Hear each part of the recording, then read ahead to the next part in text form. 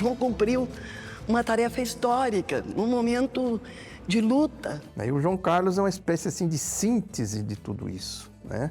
Daquela juventude que enfrentava a bestialidade dos generais, a brutalidade. Se nós tivéssemos que apontar um exemplo de médico, tá aí, é o João Carlos, nosso sobrinho.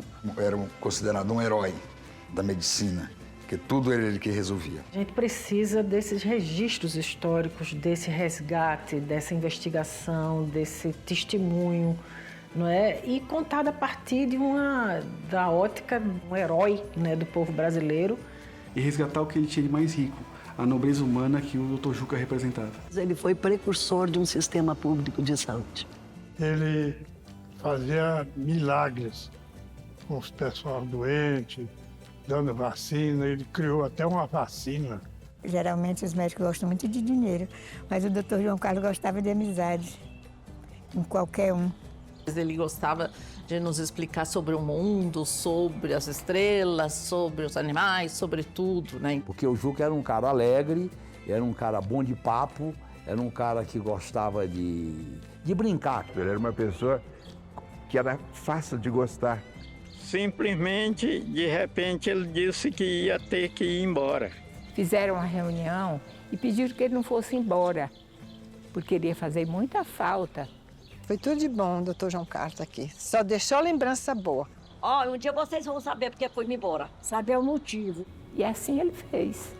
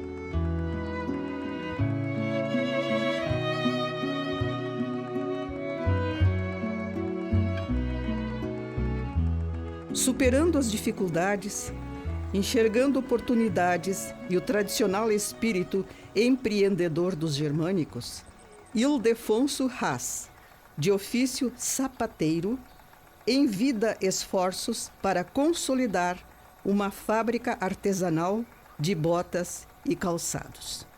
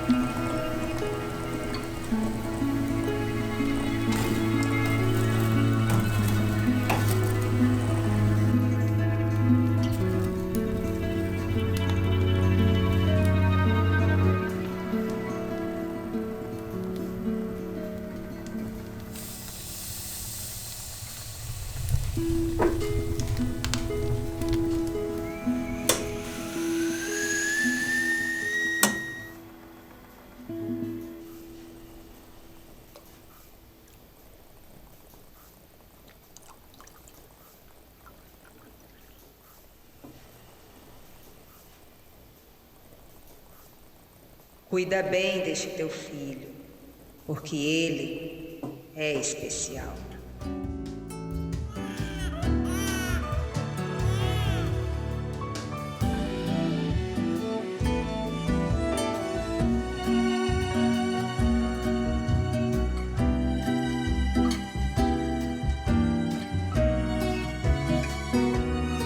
Era o ano de 1984 e já tinha tido uma homenagem ao João Carlos e nós andávamos conversando bastante sobre esse assunto lá em casa.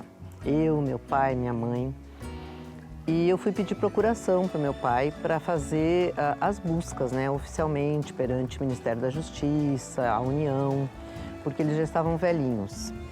E ele me deu essa procuração.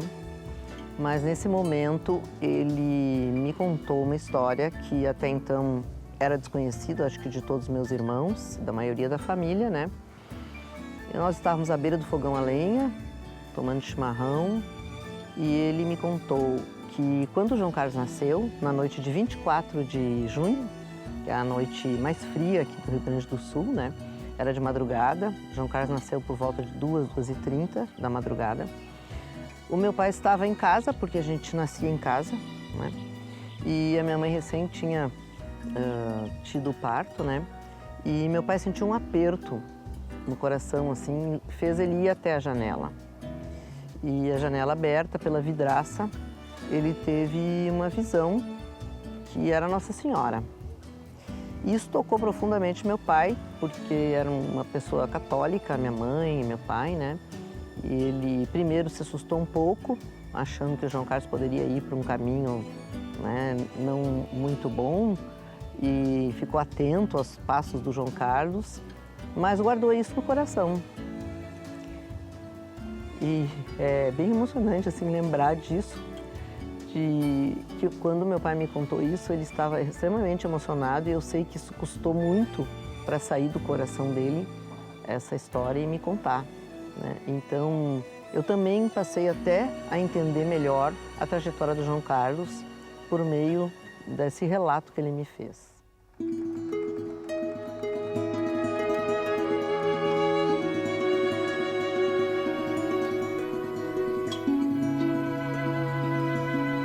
O João era chamado de Calo dentro de casa quase sempre, por ser João Carlos.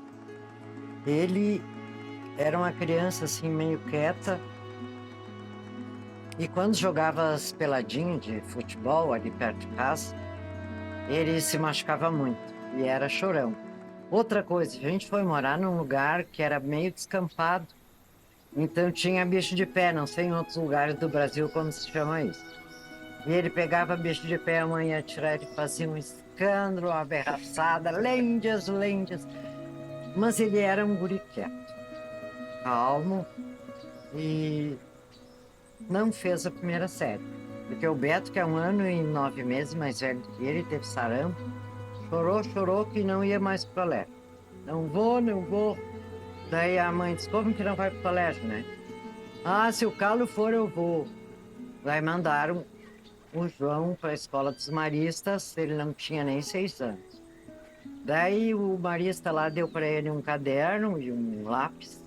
Daí o que aconteceu é que ele prestou atenção lá. Ficou ligado. Depois, mais tarde, eu vi que esse era o estilo dele, né? Sempre atento a tudo. E ele fez a prova no fim deste primeiro ano do Beto e foi aprovado para a 2ª série. Daí a gente descobre que mais ou menos ele era bem espertinho, né? Não fez a 1ª série e continuou estudando normalmente. Então, quando ele chegou na medicina, ele era o mais novo da turma. E ele disse, eu quero ser médico, mas eu vou fazer o vestibular só dessa vez. Passou. E o João, eu me lembro que quando eu vi ele a última vez, ela estava costurando na área dos fundos, numa mesa grande lá, acho que umas roupas de praia para as crianças. Queridos pais e manos, mais uma vez um bilhetinho para mandar notícias e para que saibam que não me esqueci de vocês. Peço também que transmitam minhas lembranças a Olívia, Emma e a turma do Roberto. Comigo vai tudo bem. Escreverei depois uma cartinha mais caprichada. Espero que vocês estejam sabendo enfrentar com coragem o frio aí da nossa terra. Se ainda tomam Redoxon, como no meu tempo, estão salvos da gripe. Flauta na Frau Haas. Um grande abração a todos e até a próxima. João Carlos, 24 de junho de 67.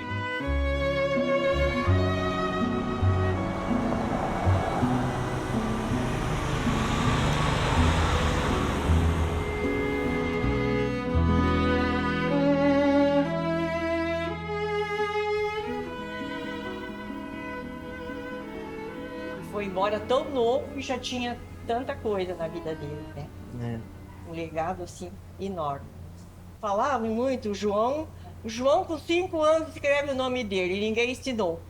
Não sei como.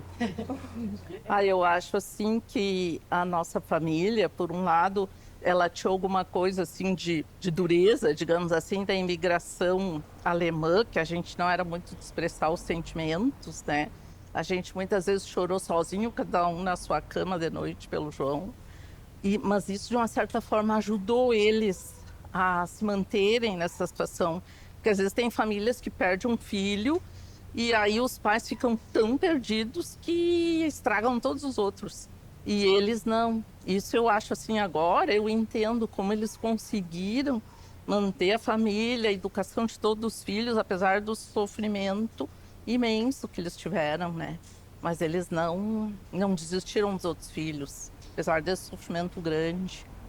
Eu acho assim, né? Não sei os outros. Depois que eu fiquei mais adulta... a gente entende. Eu consegui entender essa questão do que o pai, ele era muito rigoroso com a gente, especialmente comigo e com a Tânia, que éramos as mais novas, dormíamos no mesmo quarto, vivia fofoqueando, comigo sim. Que não podia participar de grêmio estudantil, não podia... Ele olhava tudo que a gente lia, entrava no nosso quarto, às vezes de rompante, para ver o que a gente estava fazendo, estava lendo, e cuidar de Olívia, cuidava com quem a gente andava, né? Então, assim, teve uma vigilância muito grande e eu ficava chateada com aquilo quando eu era adolescente. Eu me lembro que eu achava, poxa, que chato isso, né, não tal. Ao mesmo tempo que eu sofria a perda do João, porque foi uma lacuna enorme na minha vida, eu era uma criança e as crianças têm uma sensibilidade diferenciada. E aí, quando eu fiquei maior, eu entendia de, poxa, era um jeito de nos proteger, né, Tânia? Eles tinham os outros filhos para criar. Tinham. Então, tu imagina uma sociedade como São Leopoldo, né? Desse tamanho, todo mundo, eles eram conhecidos, o pai tinha fábrica, era líder da igreja, fazia festa da igreja, de repente tem esse filho que desaparece e ninguém tem notícias, né? Foi preso, inclusive, quando estava na faculdade. Então, deve ter sido muito difícil para nós. Deve ter sido, sim. A Lena sabe melhor até do que nós, porque era mais próxima deles, né, Emily? Em 1963, os estudantes da Universidade Federal do Rio Grande do Sul elegeram João Carlos para vice-presidente da FEURGS e o presidente do Centro Acadêmico Sarmento Leite. Para o fim de restaurar nesta pátria conturbada a autoridade do governo e a existência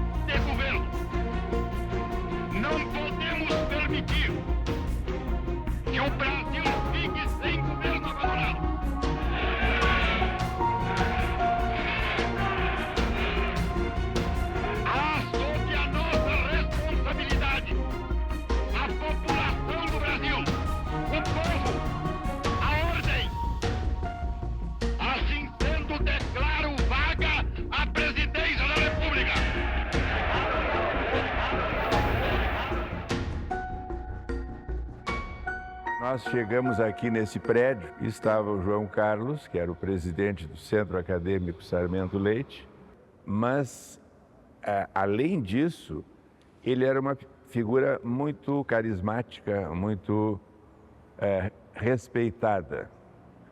Então, o contato era através de reuniões, através de conversas, e ele era uma pessoa que era calmo, um rapaz alto, magro, sério, e que tinha uma capacidade de falar, de transmitir ideias que despertava simpatia, despertava respeito, despertava uma atração natural.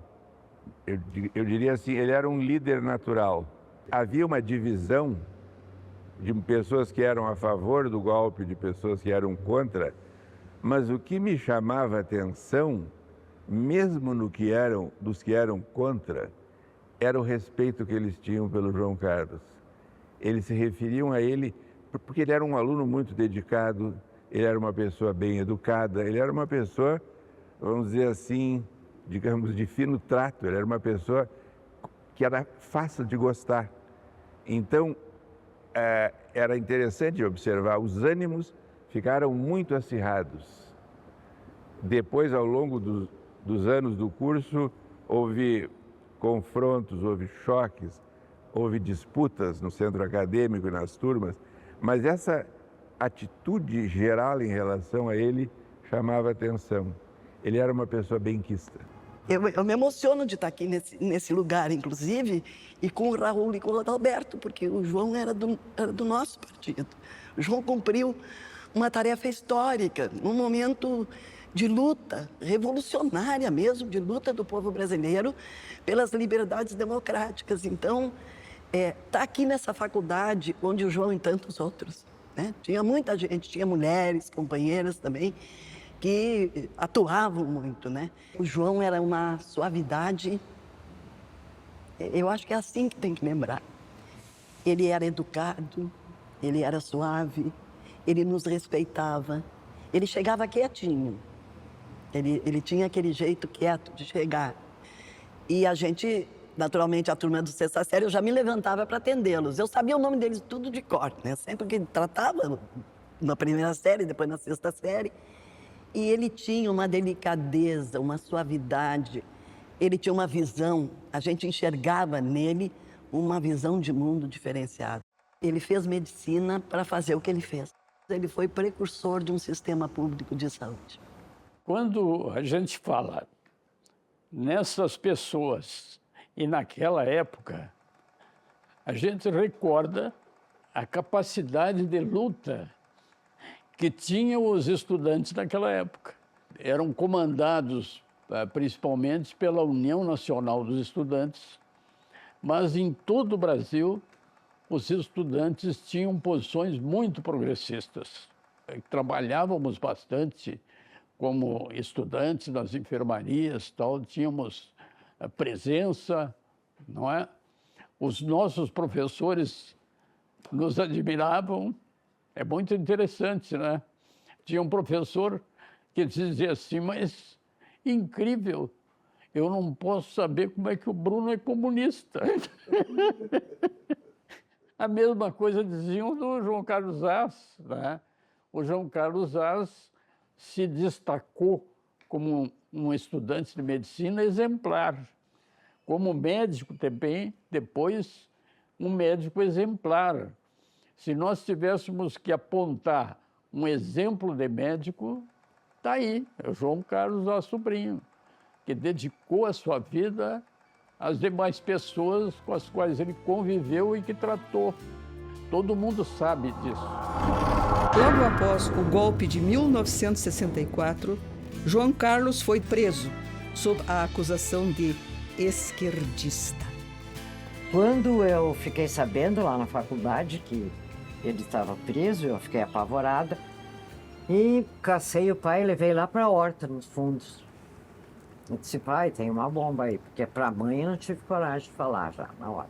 Porque Deus já era mais consciente, tinha 18 anos, que a minha geração era muito burrinha, né? A gente não tinha televisão, não tinha um monte de livros, só biblioteca pública. Mas isso eu atinei. Daí o pai que falou com a mãe. E daí no domingo a gente foi visitá-lo. Aí começa essa etapa aqui. A mãe reclamou dele que ele estava barbudo, né? Daí ele disse que não deixavam fazer a barba. Isso eu me lembro. Mas ele estava limpo, assim, mais ou menos arrumado. Eu não sei se a gente conversou muito, sabe? Porque uma das características das famílias alemãs aqui do Rio Grande do Sul é meio que esconder as coisas, né? Não tem muita abertura, muita conversa. Conversa outras coisas, mas não as coisas mais complicadas, mais difíceis. Eu acho que tinha até, lógico, alguma restrição, não concordava com aquilo, com a opção política dele. Então, isso ficou claro depois, muito tempo, e a gente não, além de não conversar sobre o assunto, vamos dizer assim, não se manifestava nem com outros sobre isso, nem com vizinhos, nem com amigos, sempre foi muito calado, né? Depois de sua prisão e com a ameaça de cassação do seu registro na Faculdade de Medicina, houve grande mobilização dos professores e estudantes para que João Carlos permanecesse na faculdade. E assim, ele se forma em dezembro de 1964, após concluir a residência obrigatória na Santa Casa de Porto Alegre e no Hospital Ernesto Dornelles. O João, ele, como a gente já comentou, ele gostava muito de conversar conosco, com os irmãos menores, ele gostava de nos explicar sobre o mundo, sobre as estrelas, sobre os animais, sobre tudo, né? Então, ele dava muita atenção, assim, para nós quando ele chegava. Então, essa também foi uma das razões, assim, que a gente sentiu muito a partida dele. E ele me deu, assim, 2 livros. Esse aqui é do Monteiro Lobato, História do Mundo para Crianças. Tem aqui a dedicatória com a letra dele, ó, para a Mana Tânia, para ajudá-la a conhecer o mundo. E ainda eu me lembro da última vez que a gente esteve na praia lá. Não sei se te lembra, Helena. A gente sentou no hotel, que tinha aquele banco de noite. Eu, tu, ele, os guris. E aí a gente também ficou conversando, ele nos mostrava as estrelas e nos explicava. Eu nunca esqueci, assim, esses uns momentos que ficaram muito fortes. A morte é um ritual, né? Se você pegar o mexicano, ele tem um ritual. Se você pegar os índios, eles tiveram um ritual de enterrar. Toda a cultura tem o seu ritual de fazer o enterro, o velório e essa coisa toda, né? E você não poder fazer isso, né? Você não poder ter o direito de enterrar o seu ente querido, né? Não fica uma coisa de, né? De não fazer esse ritual, né? De não ter esse direito. Isso é assim, né? Realmente é um crime mesmo, né? Eu vejo como essa falta dele, de certa forma, fez, né, mal para essa família, assim, da tristeza de não saber onde está o João, né? E ao mesmo tempo é tão bonito, né, ver tudo que ele fez, né? Desde o início, assim, quando eu soube da história do João, eu sempre imaginei o João como essa pessoa que ajudou as outras pessoas onde ele estivesse, né? Não imaginei nunca, assim, que ele fosse uma pessoa que pudesse ter feito mal para alguém, né? Como muitas vezes se relata, né, sobre esses guerrilheiros, né?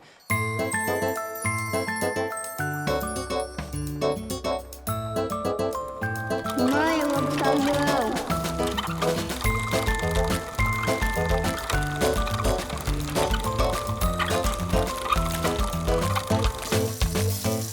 Cuidado, guria. Não vai cair dessa bicicleta.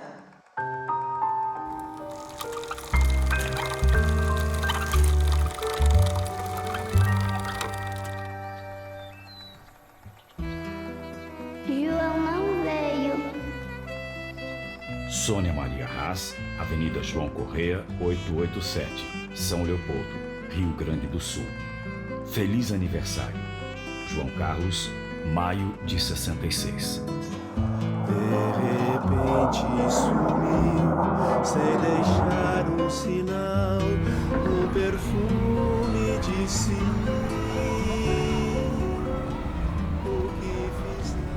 Viemos para São Paulo. Foi quando, aqui em São Paulo, nós com pouco dinheiro, a gente ia comer num restaurante chinês. E nesse restaurante chinês, nós encontramos um cidadão e tal, e que esse cidadão, todo dia a gente comia os três juntos, sempre os três juntos e tal. Bom, e eu falei para ele um dia que eu tinha pegado uma doença e que me perturbava muito, que aquilo não sarava de jeito nenhum. E aí ele falou, diz, olha, tem um médico que o consultório dele fica na Paulista com a Pamplona. Você vai lá amanhã, 8 horas, eu vou conversar com ele, você vai lá 8 horas da manhã, mas não deixe de ir. Aí, quando foi 8 horas, eu estava lá na Pamplona, no mesmo número que... a atendente me atendeu, perguntou o meu nome. Quando eu falei, ele disse, pode aguardar que ele está terminando de atender uma pessoa e vem. Que quando vem, é aquele que almoçava com a gente no restaurante chinês. Então, era o médico. Aí ele me passou um remédio e esse remédio foi mesmo que tirar a doença com a mão. Bom, e quando foi mais para frente, o João Amazonas disse, não dá mais para vocês ficar aqui, vocês têm que ir para a França. Quando a gente compra a passagem, que entra no avião, os três sentam no meio. Então, a história, aí foi que Você, o Divino e o João Carlos.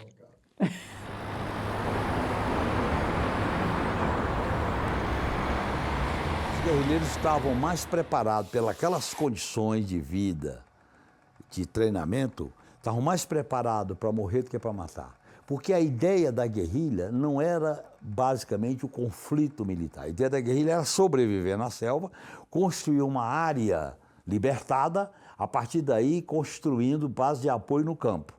Porque a gente sabia que o sul do Pará ia ser palco de uma grande fronteira agrícola que envolvia minério, a Transamazônica, que começou nos anos 70, os projetos agropecuários, Serra Pelada, que a gente andava por lá e via o ourozinho amarelo na terra, quer dizer, Carajás, o mogno, castanha, quer dizer, era a entrada da região rica da Amazônia. E aquilo ali ia ser palco de grandes conflitos, que já começavam quando a gente morava lá como camponês. Em tempos de obscurantismo e de autoritarismo, que é primo irmão do obscurantismo, a gente precisa desses registros históricos, desse resgate, dessa investigação, desse testemunho, não é? E contada a partir da ótica de um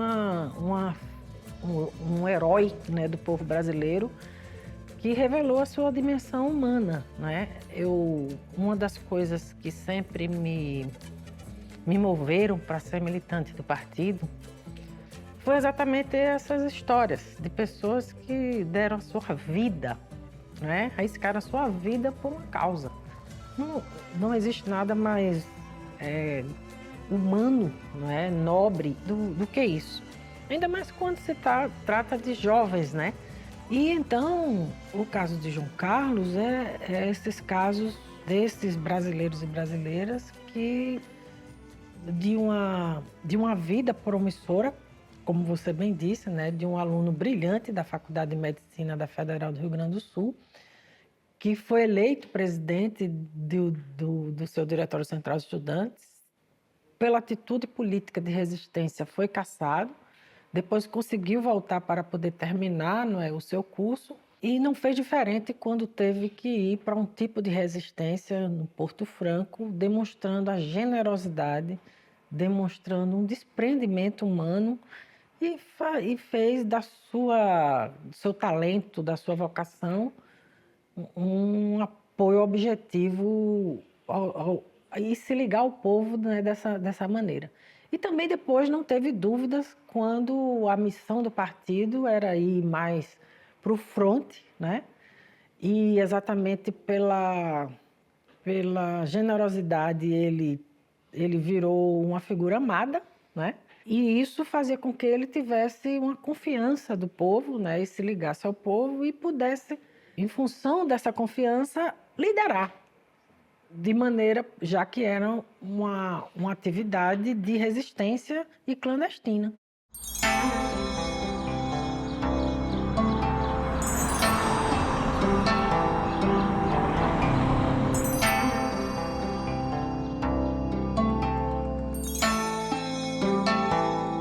Nós conhecemos Xangai, Wuhan, Hangzhou, Harbin, várias regiões da China. Harbin coisa como o Brasil. Harbin me senti no Brasil. Que o clima, as frutas, tudo. E aí, quando foi a época de vir, aí eles avisaram para a gente e aí nós viemos por vários países da América do Sul. Andamos de trem, andamos de ônibus, olha, toda condução que dava, a gente estava pegando, né?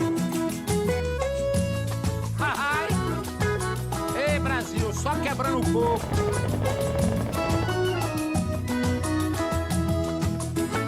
O Brasil canta o coco para do oco sair. É verão em Porto Franco, Maranhão, nos beirais da Amazônia. João Carlos se surpreende com o carinho e o jeito brejeiro, simples e alegre do povo do norte. Faz parte do que ouvir. Acabou a monarquia, não anarquia. Agora, trabalhando no campo acadêmico, tento resgatar essa história, né? Uma história que ainda é pouco contada nos livros, né? E eu escolhi o dia 24 agora de junho para homenagear os 82 anos dele com a exposição fotográfica, né? Mostrando momentos da vida pessoal dele, né? Desde do nascimento até a passagem que ele teve aqui por Porto Franco.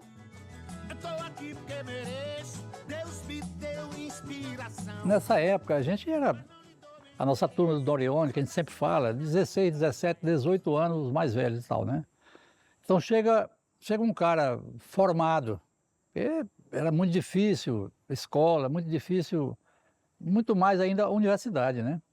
Aí chega um doutor, um médico e cirurgião. Aquilo foi um negócio assim que sacudiu, que a gente lia algumas coisas já também, né? Das grandes cidades e tal. E então ele despertou, para mim, assim, despertou o fato de que a gente também podia ser igual a ele. Ser um grande profissional, um grande médico, um engenheiro, um advogado e tal, né? E que aí com ele aqui, nós sentimos que a gente não estava tão distante desse sonho que ele realizou de ser um médico e tal, né? E o Dr. João Carlos foi um médico, um benfeitor, eu mais queria defini-lo assim, aqui na cidade de Porto Franco, que se incorporou bem à sociedade, ao dia a dia das pessoas que aqui viveram na época e que deixou muita coisa feita, muita saudade, por sinal. Eu tenho muito a agradecer à comunidade de Porto Franco que me traz o João Carlos de volta. Nas histórias, nos detalhes, nos relatos das comidas que ele gostava, das músicas que ele escutava, no jeito dele dançar, no nome do cachorro que ele tinha. Então, cada elemento desses me traz o João Carlos de volta.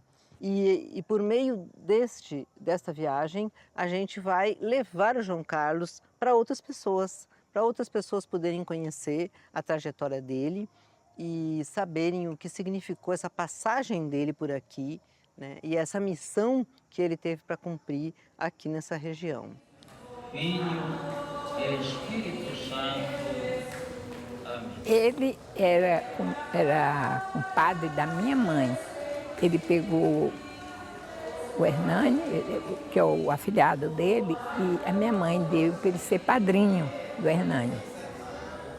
Aí se tornou praticamente de casa, da família e tudo. A mamãe adorava muito, ele gostava muito dele. Que aqui não tinha médico na nossa região. Nem Tocantinópolis, nem Carolina, nem Estreito, lugar nenhum, era só ele. Aí começou as multidões de gente para se consultar, vinha consultar. A maioria, quando o pessoal não tinha mesmo nada, ele não cobrava. E aí você já viu, numa região dessa que não tinha médico, e ele um bom médico mesmo, sabe? Operou fulano, salvou. Operou outro que chegou na hora de morrer, ficou bom. Aí o povo vai em cima mesmo, né? Ninguém queria que ele fosse embora. Juntou pessoal, o bispo de Tocantinópolis e muitas autoridades daqui por perto, prefeito e tudo, fizeram uma reunião e pediram que ele não fosse embora, porque ele ia fazer muita falta.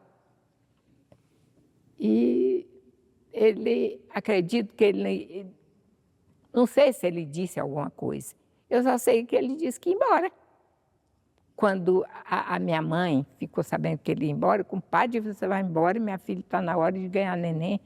Não se preocupe, eu só vou embora quando o neném nascer. E assim ele fez.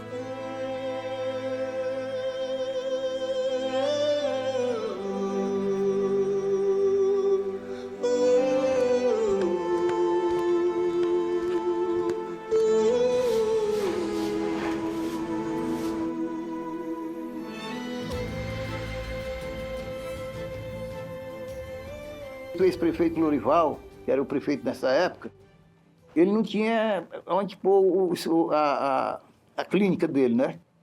Aí foi com o Lorival, ele foi, arrumou essa casa bem ali. Aquela última. Pois é, então ele ficou muito satisfeito com o Lorival, deu toda a assistência para ele, arrumou lá aquele prédio lá na frente ali. Ele arrumou camas, arrumou colchões, tudo, e pôs lá no jeito para ele funcionar, né? Daí ele começou lá trabalhando, e sempre ele ia dar por aqui, toda vez que ele trabalhava lá, mas vinha, passava por aqui, vinha, que ele gostava muito daqui da gente aqui. Eu conheci o Dr. João Carlos, eu já o conhecia de nome, né?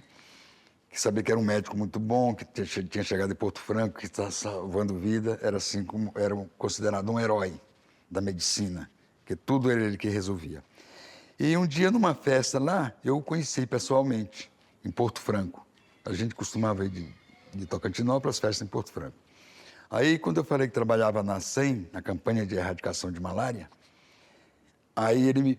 Joaquim, eu quero que você me ajude. Eu digo, o que, doutor? O que você precisar. É porque eu quero colher lâminas aqui, que aqui tem muita malária. Mas eu queria que você ensinasse alguém, manda uma pessoa lá para ensinar, fazer a gota espessa, que é a gota que você vai fazer a coloração para ver o plasmódio, né? E fazer o esfregaço, que é para identificação. Eu digo, não tem problema nenhum. Pode mandar alguém no seu nome aí, que eu passo tudo. Eu fazia os mandados dele, por exemplo. Ele colhia sangue, que dava muita malária aqui na região. Ele colhia sangue das pessoas e aí deixava as pessoas internadas, tomando alguns medicamentos, para levar essas lâminas lá na Sucam, do outro lado, em Tocantinópolis, que tinha uma sede lá da Sucam, na beira do rio. Aí lá fazia esses exames. Ele cuidava muito de muita gente aqui, sem cobrar nada. Ele não era dos médicos, geralmente os médicos gostam muito de dinheiro, mas o doutor João Carlos gostava de amizade, com qualquer um. Eu conheço gente que trabalhava com ele, que ele fez perito mesmo. Foi uma pessoa que trabalhou muito tempo com ele. Era um irmão. Ele chegou aqui, foi morar na casa, procurou a casa da minha mãe para morar, ali perto da gente, sabe? A gente deu toda assistência, arrumou a casa para ele morar. Inclusive, a gente se comunicava pelo fundo. Era 2 casinhas de aluguel e a gente arrumava a casa dele a casa que ele morava, né? E devido à amizade, eu convidei para ele ser meu padrinho. Tinha a formatura, né? Para ele ser meu padrinho de formatura, doutor João. E aí eu me senti muito importante, porque o médico, né? Interior sabe como é que é, né? Quando chega, assim, todo mundo, né? Aí ele aceitou, a gente atravessava, que ele estudava em Tocantinópolis, e atravessava o rio para ensaiar a valsa. Ensaiava a valsa, no dia da formatura a gente foi, ele participou da formatura, foi muito bom. Quando foi no outro dia, no dia seguinte, a minha mãe fez um almoço, almoço de colação de grau, que ele sempre, ele morava em frente a gente, com o Gilberto, a turma dele lá. E aí foi todo mundo para esse almoço e foi muito bom. Ele participando de tudo, sabe? Na época do Natal, a gente fazia a ceia, eles estavam sempre presentes. E foi tudo isso aí, foi tudo de bom, doutor João Carlos aqui. Só deixou lembrança boa. Quando chegou, logo, ele recebeu um telegrama, sabe? E logo quando ele recebeu esse telegrama, no outro dia ele partiu.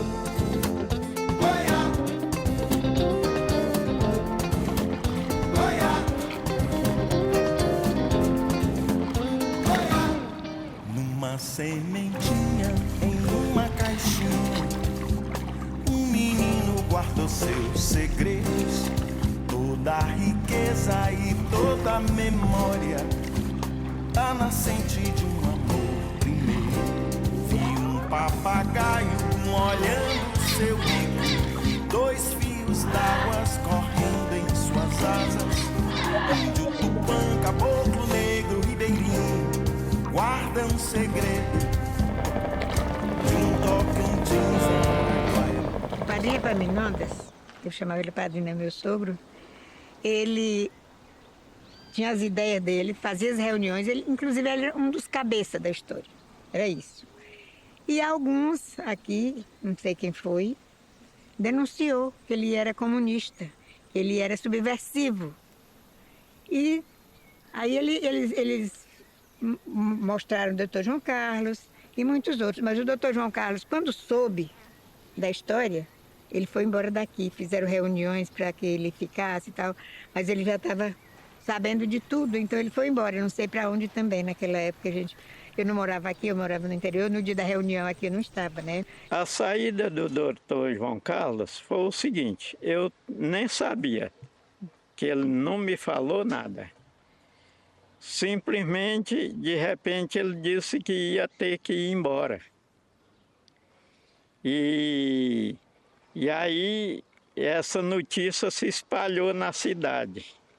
Como a cidade não tinha médico, e ele um bom médico e caridoso, e muito humilde, muito gentil, a população, a maioria da população, assim, dos maiorais da cidade na época, que tinha governo aqui da cidade, se reuniram, como também alguns comerciantes, donos de loja, também foram lá para fazer esse pedido para ele não ir embora. Já juntou esse absurdo de gente lá, aí veio o bispo de Imperatriz, veio o bispo de Carolina, de Tocantinópolis, para ver se ele não segurava ele aqui. Aí o Lorival ofereceu, disse que dava hospital para ele na chave. Fazia um hospital na chave para ele ficar aqui. Não teve jeito. Mas ele disse, depois vocês vão saber. Eu pensei que ele era só, que ele tinha vontade também de ir embora para fazer alguma residência. E voltava, né? Voltava. Que aí ele falou assim, um dia vocês vão saber porque foi-me embora. Saber o motivo. Saber o motivo. Aí sorria. Vocês vão saber. Um dia vocês vão saber o motivo. O doutor João Carlos, pelo amor de Deus, todo mundo lhe ama, fica aqui. E nada, dancei muito com ele. Ele era ruim para dançar, Maria. Eu dancei uma valsa, ele fez com Deus pés. Muitos jovens que se formaram, principalmente na área da saúde, na medicina, viam o interior do país como seu ideal de trabalho, seu ideal de viver e de conviver, né, com aquela comunidade. E eu penso que o João Carlos, o Dr. Juca, teve essa mesma referência, ou esse mesmo idealismo, né? Aliado a uma visão política também da juventude, principalmente da década de 60, final de 60, 70, né? Que muito em resistência à ditadura militar que o Brasil vivia, queria também contribuir para essa melhor organização da população, maior compreensão e informação da população sobre diferentes desafios e sobre o que é o direito de cidadania. Lembrar que nessa época, saúde não era um direito. A gente só vai conquistar a saúde como direito na Constituição de 88, depois de muita luta, de muito trabalho. E o João precisa ter o espaço dele, não só na história da luta política brasileira. Ele precisa ter um espaço como uma referência de um precursor daquilo que depois se constituiu, talvez, um movimento pela reforma sanitária. Um precursor na dimensão da ousadia política, da opção que ele fez pelo povo, da opção que ele fez pelo Brasil profundo. E aí é necessário tanto descontaminar qualquer estereótipo vinculado à guerra, à morte, ao assassinato, ao terrorista, ao guerrilheiro, e resgatar o que ele tinha de mais rico, a nobreza humana que o Dr. Juca representava. Eu fiquei sabendo que lá nessa região que ele estava, lá do Xambioá, ele fazia milagres com os pessoal doentes, dando vacina. Ele criou até uma vacina, não sei para que era, mas que ele aplicava no pessoal e deu resultado. E nós ficamos sabendo que ele faleceu lá já muitos dias depois dele. Muito tempo. Aí foi uma tristeza para nós, porque era uma pessoa de casa, né, e de repente a gente tem essas notícias desagradáveis. Eu confesso que é com verdadeira violência aos meus princípios e ideias que adoto uma medida como essa.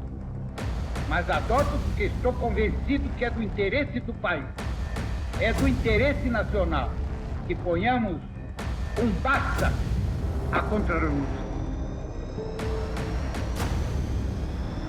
Aí os generais se viram assim numa situação de cada vez mais de contestação, e aí foi que eles baixaram o AI-5, que é o golpe dentro do golpe, né, como se diz, quer dizer, é uma ação assim de terrorismo. Aí baixa o terrorismo, aboliram o habeas corpus, né? Isso tem assim importância fundamental para a gente entender a guerrilha do Araguaia, né? Porque quando eles aboliram o habeas corpus, a pessoa que era presa, né, não tinha como você tirar a pessoa dali, né? Eles sumiam, né, torturavam, matavam, faziam o que eles fizeram na Argentina, no Chile, na Coreia, né, na Guerra da Coreia, Guerra do Vietnã fizeram também isso, e os nazistas fizeram na Segunda Guerra Mundial, né, os nazifascistas. Então quem era perseguido, quem era visado, tinha que sair de circulação e entrar para a clandestinidade. O partido já vinha com a ideia de fazer a guerrilha, mas qual era a premissa da guerrilha? A guerra popular, né? Guerra popular é a guerra do povo, ou seja, você tem que envolver o povo na guerra, né? E você não envolve o povo na guerra do dia para a noite. Você tem que instalar uma base e você tem que fazer o trabalho junto com o povo. A orientação do partido era essa, né?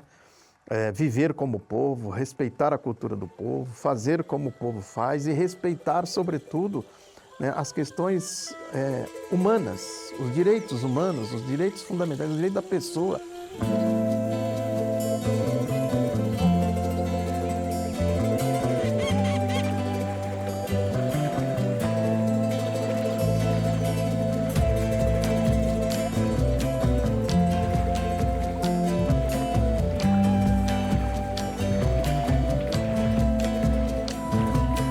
Somos do norte, nem somos do sul. Nossa geografia é um sopro de liberdade. O verde invadiu nossos olhos, verde a floresta e verde a nossa certeza nos novos frutos da terra. De certo que há fuzis, muitos mortos, muitos nossos, aos do ofício do não, entre o povo e a madrugada. De certo que há um muro de homens verdes, verde velho, verde lodo entre nós, entre o povo e a madrugada.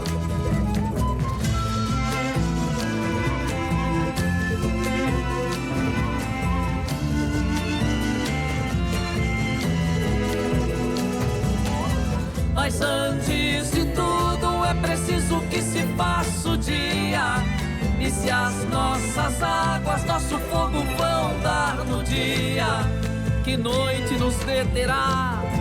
De certo não fizesse escuro, deitaríamos os fuzis no leito do Araguaia e passaríamos a cantar uma flor, uma floresta, esta mais que flor de mais cantigas que a liberdade buscada. Não somos do norte nem somos do sul, nossa geografia é um sopro de liberdade. De liberdade, de liberdade, de liberdade.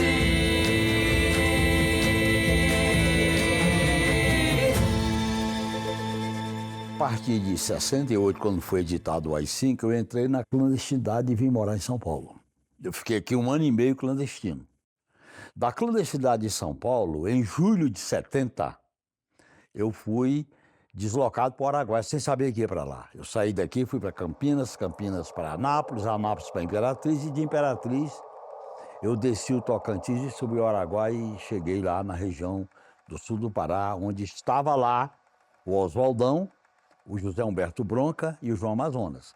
E aí a minha história lá é que eu era sobrinho do Amazonas, e o Amazonas era sócio do Oswaldão, e eu, portanto, tinha uma sociedade com o Oswaldão na exploração rural lá na região do Gameleira. Então foi assim que nós iniciamos o destacamento B.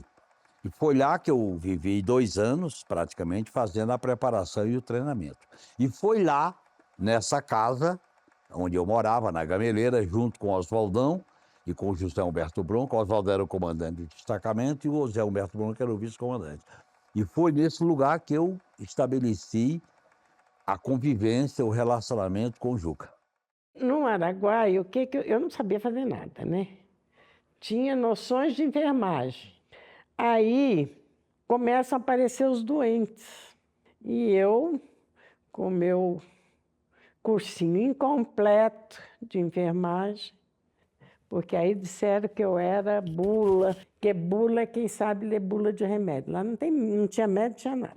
Eu acho que nesse meio tempo, o João Carlos chega lá onde ele chegou, no Pará. Porque aí resolvem fazer um encontro de bulas. Então, eu vou para esse encontro de bulas, que é na região do destacamento B. Aí eu fui para esse encontro e eu chamava ele de bula, né? Era tudo bula. Era o bula-chefe, não tinha nome. Comunista não tem nome, gente. Não tem família, não tem nada. Era o bula-chefe. Como eu não ia conviver com ele, depois que ele virou bula, Juca para mim. O João Carlos era o bula-chefe e o resto os bulinha.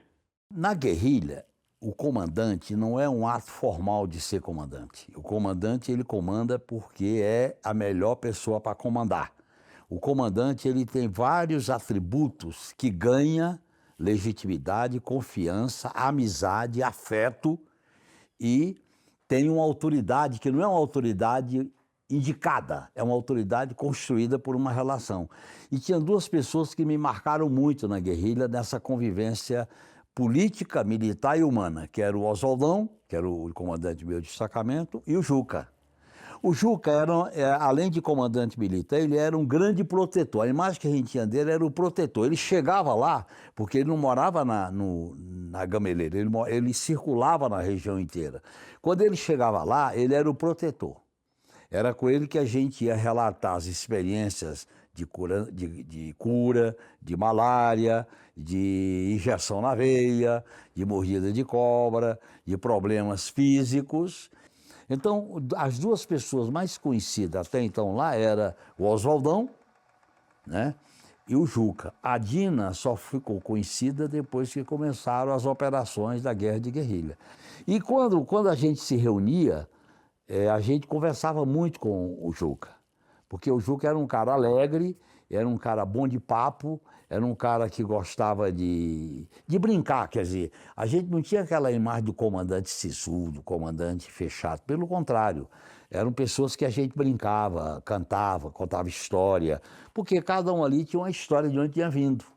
Havia um reencontro com a geração 68 que estava lá, e havia também um contato com outras gerações, como era o Juca, como era o Oswaldão, como era o Zé Humberto Bronca. Foi muito impactante para a gente, porque, vamos dizer, eu politicamente sabia que o Brasil era um país de miséria, de pobreza, de diferenças brutais, né? Mas eu não sabia que chegava aquilo. Que ficou para eles e para mim, mais para mim, não sei se para eles ficou, para os moradores, que a medicina é muito ignorante ainda, tá certo? E a gente estava lá para aprender. O Bula, mais sabidinho, nos ensinou um monte de coisa que ele também não sabia, tá certo? Que ele foi aprender lá. Ele não sabia, conhecia leishmaniose de livro, tá certo? Malária de livro. Você acha que em Porto Alegre tinha malária? Não tinha, tá certo? Mas, como ele tinha um conhecimento maior, ele aprendeu, ensinou para a gente. Eu me lembro, por exemplo, que eu tive um caso, um parto, que eu fiz muito parto lá. E eu tive um caso de uma mulher com malária, tá certo? E o bebê nasceu com uma febre terrível, etc. Mas nos livros que a gente tinha, porque o Bula também recomendava muito livro para a gente, não falava em malária congênita. Isso não existia. Por quê? Porque a malária foi estudada para tratar dos soldados brancos que ocuparam a África. As mulheres e os negros da África não tinham tratamento para malária. Era o colonizador que tinha tratamento. Então, não tinha nenhum problema essa malária congênita. E essa criança nasceu com febre e eu fiquei angustiada com isso. E eu pedi ajuda a ele. Ele falou assim, trata como se fosse malária. E a criança sarou. E muito mais tarde eu vim saber que eles tinham descoberto aqui a malária congênita, certo? Eles já tinham descoberto lá, pelo menos o João Carlos.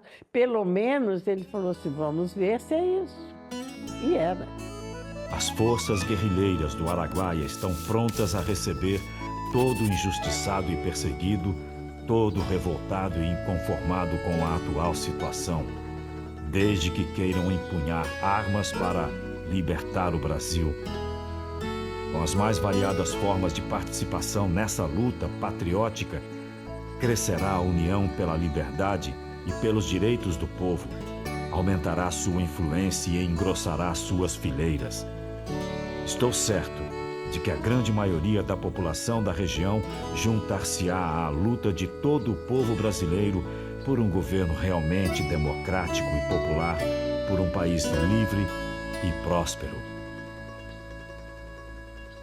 É uma geração assim que veio de um contexto, né, da Segunda Guerra Mundial, pós-Segunda Guerra Mundial. Então, existia assim uma memória do que foi a Segunda Guerra Mundial, as atrocidades, as barbaridades e tal.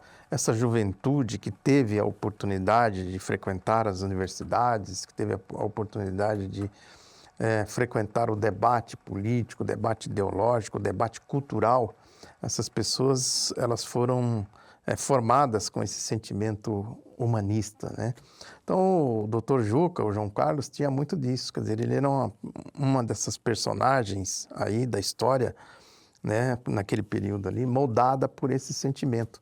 E o João Carlos é uma espécie assim de síntese de tudo isso, né? Daquela juventude que enfrentava a bestialidade dos generais, a brutalidade, as prisões, torturas, assassinatos, desaparecimentos e assim por diante. Começam a aparecer cartazes, né? Com as fotos deles, desenhos, às vezes, né? Com os nomes, identificando que eram ladrões, que eram terroristas, que eram subversivos, né? E nas rodoviárias, né? Nos bares. Então, era muito perigoso continuar na condição em que cada um deles estava inicialmente, né? Os que eram mostrados nesses cartazes. Daí se deu um processo de deslocamento para áreas que eles adotavam, né, de posse, adquiriam posses, né, na beira da Mata do Araguaia, né, na beira do Rio Araguaia, ali onde tem a Serra das Andorinhas, hoje Serra dos Martírios também, né, e em direção a uma região chamada de Pissarra, hoje chama Pissarra.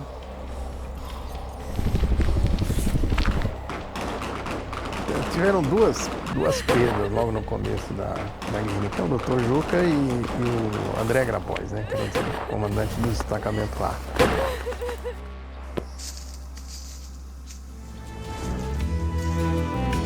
Para quem lutou com esperança, as barrancas do Araguaia e o sorriso dos humildes são heranças, luz e acalanto. Persistir, curar, reconhecer e cuidar com amor e gratidão. Naquele dia triste, onde o tiro calou o sonhador, Dr. Juca caiu sozinho, mas seu legado é reconstrução, a levantar multidões. Olha, a repressão ali, que foi muito dura, muito brutal, tentou apagar por completo a imagem dessas pessoas que estavam ali atuando na guerrilha, inclusive de João Carlos, né? Os cartazes apregados, aquele discurso recorrente de que os terroristas estavam lá fazendo aquele movimento comunista, enfim. Houve ali uma propaganda muito intensa e uma repressão muito forte também. A repressão que atingiu pessoas de Porto Franco. É um caso muito conhecido, que é o caso de Seu Epaminondas, que foi uma pessoa lá de Porto Franco, que se incorporou ao movimento, que tinha um diálogo muito forte, especialmente com Maurício Grabois, e que depois foi preso, foi torturado, foi morto, e anos depois, com a anistia, o corpo dele foi trasladado de volta para o Maranhão e para Porto Franco também. Epaminondas ficou com essa marca também de pessoas ali nativas, pessoas da região, que se incorporaram ao movimento e que foram duramente reprimidos. Então, quando tem um movimento desse, tentaram apagar e apagaram fisicamente as pessoas e também tentaram apagar essa memória, esse legado, esse rastilho de esperança que essas pessoas deixaram ali espalhado. A palavra liberdade é a sua devoção. Guerreiro Juca, doutor Araguaia, a palavra liberdade é a sua inspiração.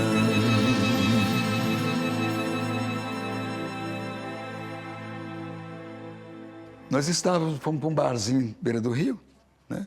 Tomando uma cervejinha lá, e quando alguém falou, chegou um terrorista morto naquele barco ali.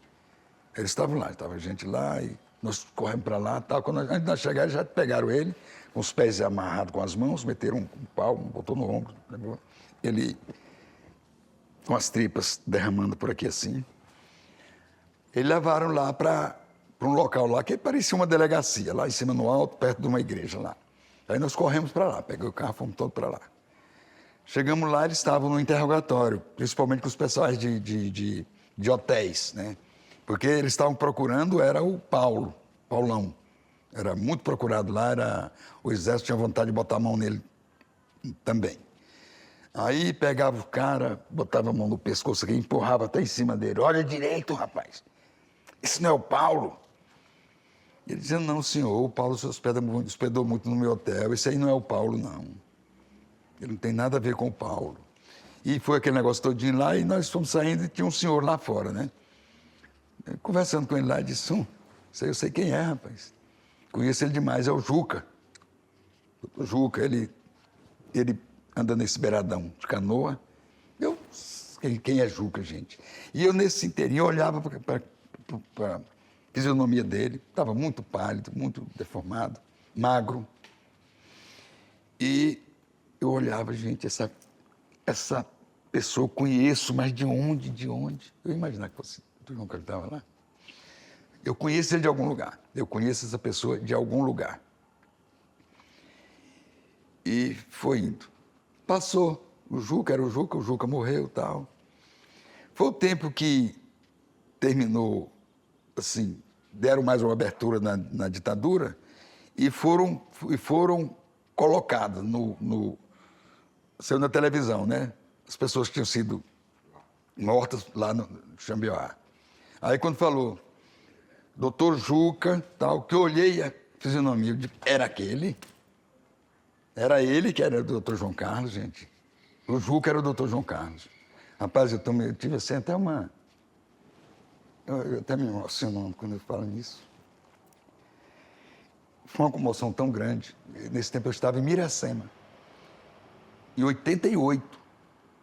Foi o dia, já tinha mesmo, tá terminando a ditadura já. Já tinha terminado, né? Porque foi quando teve a Constituição, voltou a democracia. Rapaz, eu falei para Ilma, eu vi esse senhor morto aí, é meu amigo. Eu não tinha fotografia dele. A gente tinha umas fotografias que tirava nas festas, ele era muito popular, sempre estava rodeado de pessoas boas, pessoas de Porto Franco. Inclusive, naquela região até hoje tem pessoas com o nome de João Carlos, em homenagem a ele, porque ele cuidou do parto, tratou, salvou a vida, né? As escavações começaram depois que a comissão ouviu o depoimento de várias testemunhas. Uma delas teria visto 5 guerrilheiros sendo enterrados aqui. A primeira ossada foi encontrada enrolada numa lona. Zezinho, codinome usado pelo ex-combatente Miquéias Gomes de Oliveira, acompanhou de perto o trabalho. Se eu tivesse junto com meus companheiros, eu estaria bem melhor do que hoje aqui dando essa entrevista. É essa sensação de estar ao lado desses heróis, meus companheiros.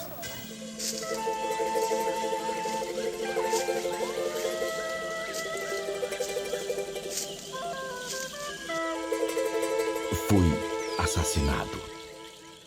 Meus olhos em sangue testemunharam a dança dos algozes em torno do meu cadáver. Fui poeta. Poeta como uma arma para sobreviver. E sobrevivi.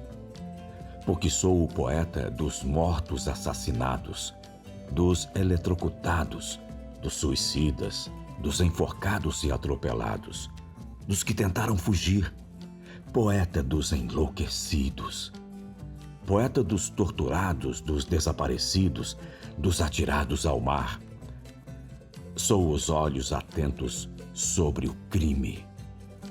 Meu ofício sobre a terra é ressuscitar os mortos e apontar a cara dos assassinos.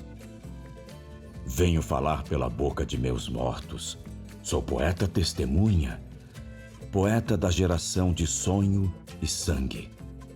Sangue sobre as ruas do meu país. A própria voz dos companheiros tarda, como se viesse de muito longe. Nessa noite parada sobrevivemos. Ficou-nos a palavra, embora reprimida. Ah, dobra o silêncio e envia o abraço de alguém cujo rosto nunca vimos e, todavia, amamos. Nessa noite parada sobrevivemos. Sobreviveremos. Ficou-nos a crença, de resto inextinguível, na manhã proibida.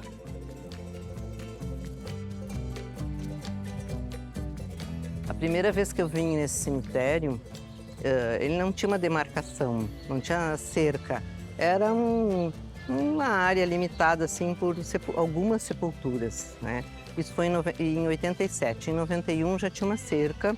Em 96 fizeram um muro e depois fizeram esse pórtico aqui. Aí a gente veio com indicações de uma senhora que cuidava da delegacia, fazia comida para o pessoal e tal, que era aqui próximo. E ela nos mostrou que o João teria sido enterrado deste lado esquerdo aqui. Aí foi mexido aqui em 1991 com o perito Badam Palhares, mais ou menos nessa região aqui. E não encontramos nada. Depois, em 1996, nós voltamos e mexemos do lado de cá. por indicação da esposa do coveiro, que já faleceu também, a dona Petronília. Ela veio aqui com a gente e demarcou a terra. Era uma terra que nem essa aqui. Então, elas marcaram o local assim, né? Tipo assim, ó, aqui está enterrado o doutor. Especialmente a segunda, marcando com o pé.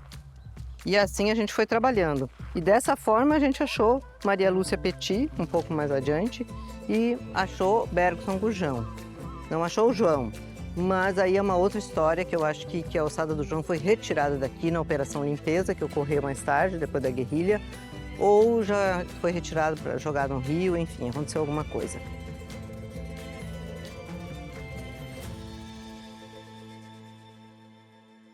Em 1979, quando a gente tomou conhecimento e teve certeza da morte do João Carlos, era inimaginável que nós viveríamos 52 anos após a morte dele e ainda termos tão poucas respostas que gostaríamos de ter sobre essa morte, sobre a localização dos restos mortais. E esse período todo que se viveu foi um período muito duro, né, dessa busca, de muita luta, poucas conquistas, né, grandes desafios, muitas inseguranças.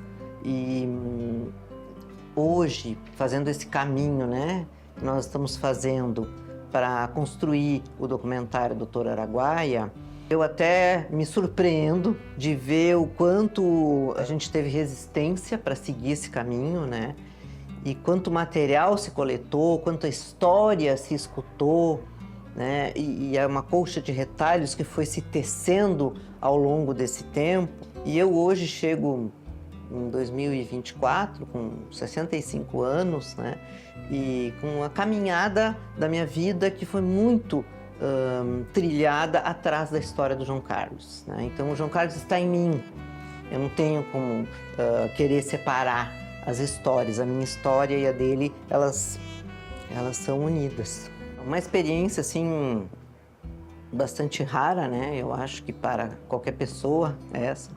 E muito rica também, porque exigiu de todos nós, e especialmente de mim, muita coragem para sair daquele mundo pequeno, que era São Leopoldo, né? Para sair do nosso núcleo familiar e romper essa bolha, digamos assim, que nós tentávamos nos proteger desse silêncio. E como é que eu me fortalecia? Com a força da minha família, com os pilares da minha família, especialmente da minha mãe, que foi uma pessoa que sempre me apoiou e foi muito por ela que eu estou até aqui hoje. E com as pessoas que eu comecei a me rodear, né? Então, assim, ter coragem de ir a São Paulo, procurar um grupo Tortura Nunca Mais, de pessoas que eu não conhecia. Estabelecer uma relação de confiança, né? Procurar a OAB de São Paulo, porque a OAB do Rio Grande do Sul não me deu respostas, não me deu apoio, né? O João me abriu as janelas de um outro mundo que eu não conheceria se não fosse ele. E ali um pouco mais para cima era a delegacia onde o corpo do João Carlos foi exposto. Eu tenho fotografia nesse prédio, mas ele não existe mais, é ali depois daquele carro. E foi toda reformada a igreja, então hoje ela já é outra, né? Na época eu conversei com o padre, que Laurentino Gomes me orientou. Ó, a delegacia era aqui, assim, acho que era esse prédio aqui, ó, à direita, bem pertinho da igreja, né? Então aqui eram feitos os desfiles de 7 de setembro e as manifestações populares, eram tudo assim nessa região e lá para baixo. E aqui é uma parte mais antiga, de moradores antigos, né, por aqui, a escola. Xambioá é muito pequenininho. O Estado brasileiro tem a obrigação histórica, política, moral de responder a isso, de fazer os centros de memória, de fazer os museus da ditadura, de abrir os arquivos e de dizer às famílias, olha, seu filho, seu companheiro, sua filha, seu pai, sua mãe, seu irmão, foi assim a luta dele. Foi assim que ele foi assassinado em nome de um regime e pelo Estado brasileiro.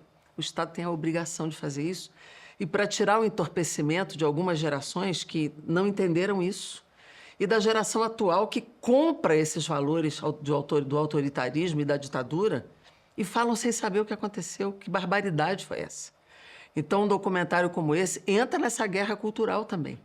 Ele entra nessa disputa de valores porque a gente está vendo uma geração inteira ser puxada para uma visão da extrema-direita, do autoritarismo, dos valores da violência, do ódio, do preconceito, da antipolítica, do anticomunismo, sem saber que os comunistas foram os que mais se doaram pela liberdade nesse país.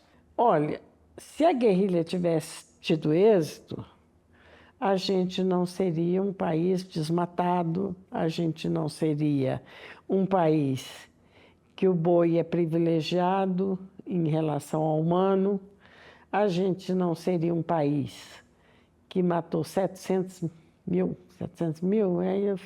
de pessoas de Covid por falta de vacina, por falta de empenho, sabe? Podia não ser nenhuma maravilha, porque não é fácil, mas não seria isso, não. Não era isso que a gente queria para aquela região, nem para o Brasil inteiro. Mas nós fomos derrotados, mas resistimos ainda. Nós precisamos resgatar não só a história dos vencidos, entre aspas, porque na verdade foram os grandes lutadores, os grandes desbravadores. É necessário, esse é um grande desafio do Brasil cidadão, do Brasil desenvolvido, do Brasil integrador, a gente contar essa história real. Dr. Juca, sem sombra de dúvidas, é para o Rio Grande do Sul, para a nossa geração militante que se dedica a construir essa nova sociedade de outro tipo, uma grande referência. A UEC do Rio Grande do Sul homenageia o Dr. Juca, porque ele, ao sair daqui da URGS, daqui do Rio Grande do Sul, ir para a guerrilha do Araguaia, deixa um legado para nós, E eu, vindo para cá hoje, inclusive, chegando de um roteiro de agendas no interior do estado, pensava no quanto a dedicação dele para essa vida mesmo, e da família dele, que não teve o seu direito ao luto garantido, que não teve o seu direito de viver os melhores anos da juventude do Dr. Juca com ele, quanto isso é simbólico para a nossa geração de jovens que se dedica parte da sua vida também a esse projeto, de uma forma diferente, não estamos mais aí na ditadura, mas que dedicam suas vidas aqui no Rio Grande do Sul, no Brasil inteiro, para construir o movimento estudantil. A gente tem um carinho e uma admiração enorme por esse que é aí um dos heróis não contados do nosso país e que com certeza carrega aí muita inspiração para essa geração de luta. Foi um exemplo e foi um modelo de médico e de cidadão. Esse trabalho dele, esse envolvimento dele, essa dedicação generosa ao país, aos pacientes e à medicina, constitui um belo legado que merece ser reconhecido e homenageado por todos nós. O João Carlos Assobrinho, ele é a figura mais importante dentro desse movimento em São Leopoldo na questão das nossas lutas, Ele é um símbolo. Para nós é importantíssimo, a figura dele cada vez mais sendo lembrada, sendo reconhecida, porque é a vida de um jovem que se dedicou à luta. O Araguaia é uma epopeia, Uma epopeia do povo brasileiro, com tantas outras, As epopeias pequenas, grandes ou médias que sejam, todo esse processo revolucionário que vem desde a luta pela independência, pela república, pela abolição, menos ou mais organizadas, em menor ou maior grau de desenvolvimento, mas uma epopeia que mostra a persistência do sentimento de justiça, a coerência com os ideais de uma nação, de um povo, a coragem. Contar a história de João talvez seja como um dos autores dos 4 evangelhos optou por contar a história de Cristo no Evangelho de São Marcos. O João ele não pôde documentar, e o pouco que foi documentado até hoje podem estar compondo arquivos que não foram liberados pelo Exército Brasileiro. E isso precisa ser publicizado, conhecido. Nós temos o direito, como brasileiros, de conhecer talvez a história de um dos maiores brasileiros que pisou essa terra. O João, ele pode compor um ideário diferenciado, avançado, de um médico de novo tipo que nós precisamos para construir uma sociedade diferente e mais justa. Nós precisamos disputar Sim, a medicina contemporânea, com a inteligência artificial, com o mercado privado, mas existe uma luta de ideias, existe uma luta de valores, existe uma luta de referências. E nós precisamos saber que não ser um médico bem-sucedido não é só ter carro importado e grandes clínicas privadas. É tomar decisões de grande transcendência para a vida humana. E foi muito curto. Foram poucos anos que João esteve em Porto Franco, em Xambioá, em São Geraldo. Mas foi muito intenso. E o que tem de registro, de marca, de cicatriz até hoje naquele povo é algo que o Brasil precisa resgatar, que a medicina precisa entender. O João precisa ser resgatado, ele precisa ser conhecido, divulgado, e nós, trabalhadores do SUS, precisamos ter nele uma referência. Eu nunca entendi porque eu queria ser médica e depois de... eu decidi isso quando eu era adolescente e na minha família não tinha nenhum médico, ninguém trabalhava com isso. E foi então quando eu tive contato com a Sônia, que ela foi lá para minha cidade fazer uma palestra, falar sobre a história, acho que foi mais ou menos em 2008, e lá eu descobri que eu tinha um tio-avô que tinha sido médico, porque até então ninguém falava muito sobre isso na família, ninguém fala muito até hoje, são poucas pessoas que conversam sobre esse assunto, e eu acho que as coisas fizeram mais sentido e tem muito a ver com a minha decisão de ter sido médica, ter tido ele na nossa família, e eu acho que, de certa forma, nos meus atendimentos, nas minhas escolhas profissionais, eu trago muito da história dele. Tentar fazer a saúde do nosso país uma saúde mais justa. Não é só sobre não ter doença, mas sim é sobre ter uma boa alimentação, sobre ter um bom convívio social. E eu acho que o João Carlos, ele está sempre junto comigo, me ajudando sempre que eu preciso tomar uma decisão difícil com um paciente, ou então que eu tenho um caso muito difícil para resolver, eu sempre peço a ajuda dele.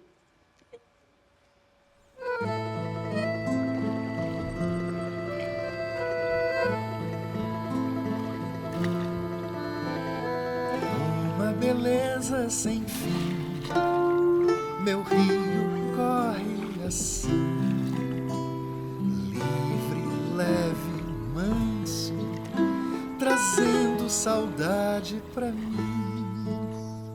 Em noite de lua cheia, na branca areia tão fria,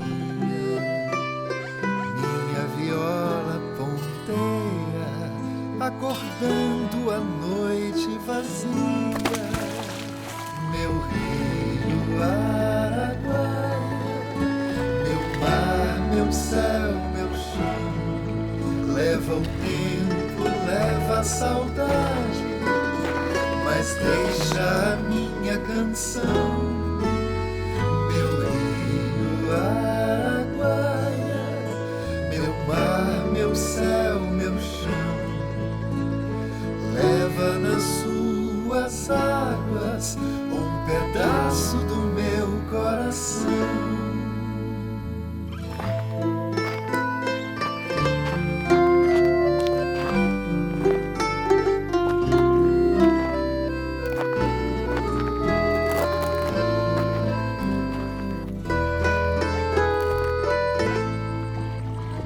Em noite de lua cheia, na branca areia tão fria, minha viola ponteia, acordando a noite vazia.